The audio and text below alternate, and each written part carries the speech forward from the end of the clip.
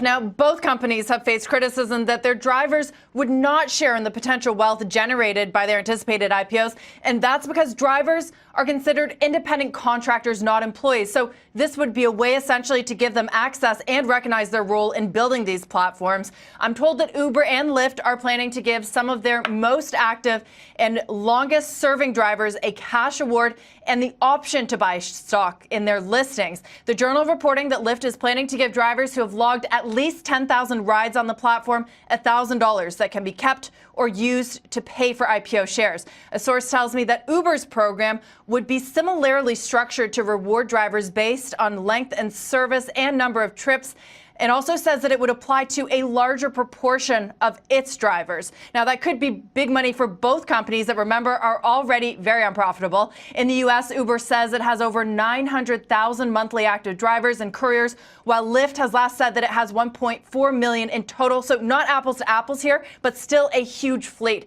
Now, for years, Uber has been looking at ways to give drivers equity in the company, and this is essentially a workaround solution. But it brings up questions over that independent contractor status of ride-sharing drivers. This is key to the company's business models, but it's also a flashpoint for labor groups, and the issue is expected to be a key risk factor when the companies make their IPO filings public, which could happen for Lyft as soon as tomorrow.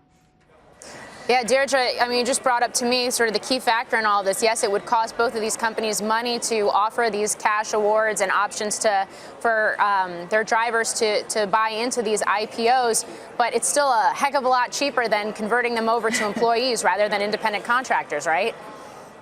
That's right, and that's what this whole debate is over. As independent contractors, they don't have access to things like benefits, and there's been rulings here in California that have set a precedent that could make it more likely in the future that they could be treated as employees. But there may be a little bit of PR going on here. Uber and Lyft saying, okay, we're going to let you take part of this IPO, which, remember, the drivers have helped build these companies while keeping their independent contractor status. So there is definitely a workaround here. We'll see if that's enough to appease them.